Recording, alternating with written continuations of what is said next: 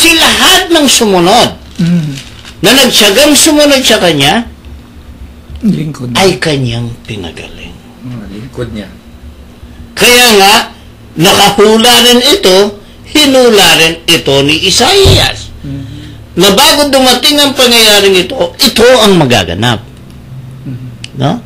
So, at ang sisti dito, tayo, karamihan, sa ating paglilingkod sa Diyos, kung minsan nakikipagtalo tayo Kung minsan pinipilit natin ang ating sarili. Kung minsan ibig nating tayo paniwalaan. Kung minsan nagagalit tayo kapag hindi tayo pinaniniwalaan. Masyado tayong nagiging marunong. Pero ang Panginoong Jesus, hindi siya nakipagtalo. At ang pagsasalita niya, hindi malakas. Kundi paanas. No? So, ibig sabihin, itinuturo niya yung tamang pagsunod sa Diyos ng ating Panginoon. Hindi dapat mainit ang ulo mo. Hindi mo dapat gawin yung ibig mo kung ikaw ay matalino, kung alam mong lahat. Katulad nitong ginawa ng Panginoon. Alam niyang may balak silang patayin siya. Pero hindi siya nagtanim ng galit. At ang mga nakahapay na ito ay yung mga tagasunod. Na mga taong tagasunod niya na kulang ang kanilang pananalig at pananampalataya. At sabi nga ni Isaias, hindi niya ito puputulin.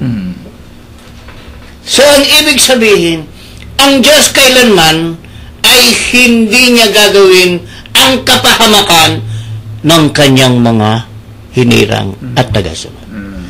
Iyon ang tiyak na tiyak.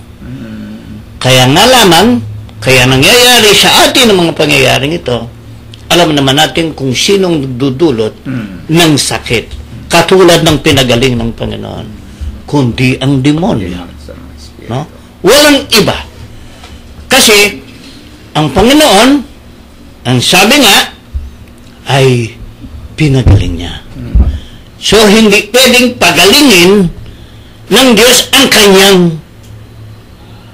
pinahirapan. Kaya iba ang nagpapahirap sa atin.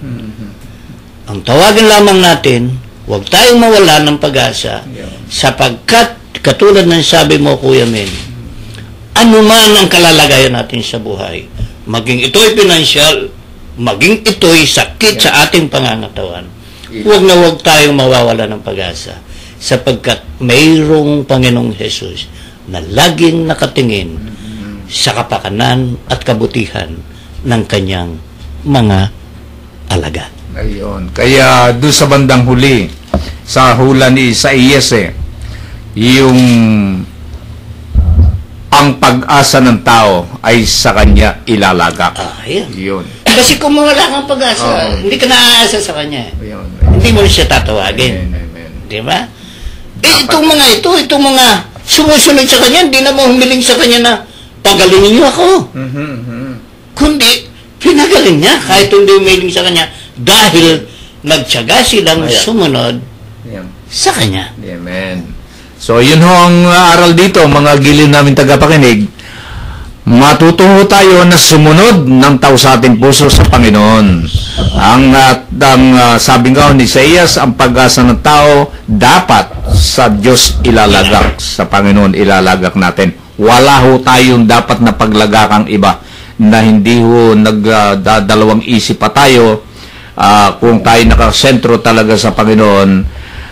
Kikilos at kikilos ang Panginoon para sa buhay natin. Gagawa siya, lalo na ngayon, nandun na siya sa taas. Amen. Hindi pwedeng hindi siya gagawa ng kasangkapan na gagamitin niya upang ang pagpapagaling niya sa iyo ay magaganap. Basta't maging lingkod lang tayo. Maging lingkod ka lang. Amen. Ayun.